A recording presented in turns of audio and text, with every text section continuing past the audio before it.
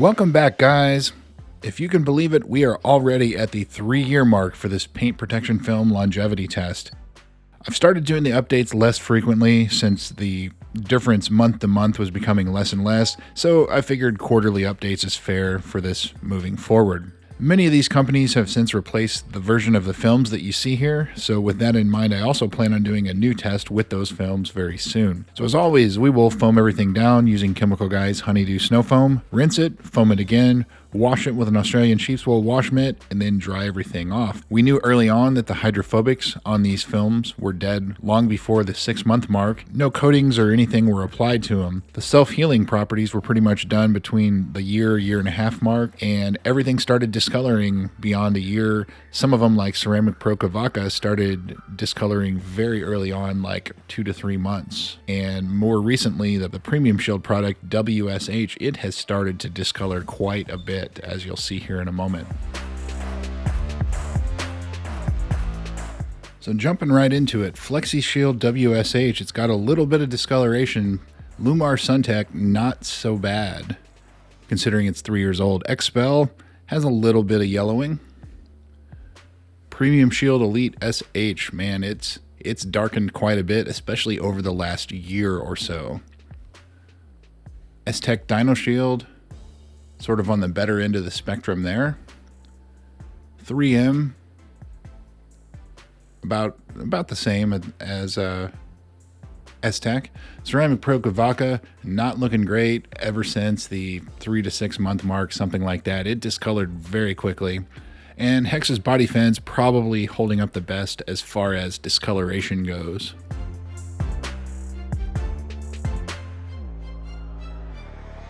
The S-Tech Dino Shield, Dino Prism, all of those doing all right, except for Dino Prism right there. You can see that it has discolored quite a bit.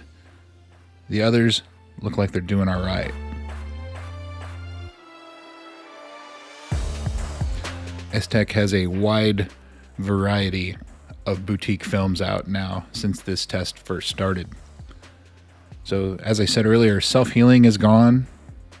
You can see that the scratches that we've put in there with the wire brush that you see in so many of the paint protection film ads.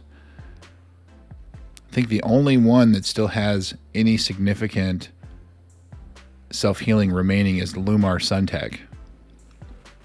The rest of them, it is pretty much gone. Expel has just a little bit, but Suntech looks like, as far as the self-healing, it's really the only one still going. And Hexus. I always forget about Hexus because it's at the top. So using our scan grip here to look closer, Flexi Shield, you can see it kind of has a haze going. Lumar Suntech, sort of the same deal. It's been that way since new, and I don't know if we just got a bad piece of film or what the deal is.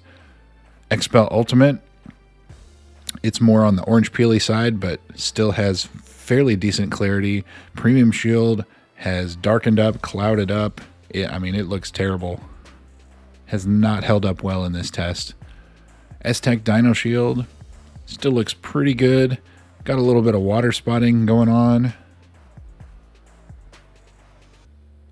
And 3M Pro V4, which I believe is still their current film. Lots of water spot and hazing going on there. Doesn't look great. And Ceramic Pro Kavaka, not great at all. Hazy. Doesn't look great. The boutique films over here, the matte has a little bit of water spotting going on, but otherwise it doesn't look too bad. Dino Prism, other than the discoloration. Over here looking at Hexus, we put a piece of black vinyl behind here. Hexus did start 30 days behind everything else, so it's really 2 years and 11 months, but it really looks like it's holding up the best in this test. So I'm glad that Hexus reached out as a late addition to add to this test, because it has definitely performed quite well compared to some of these others.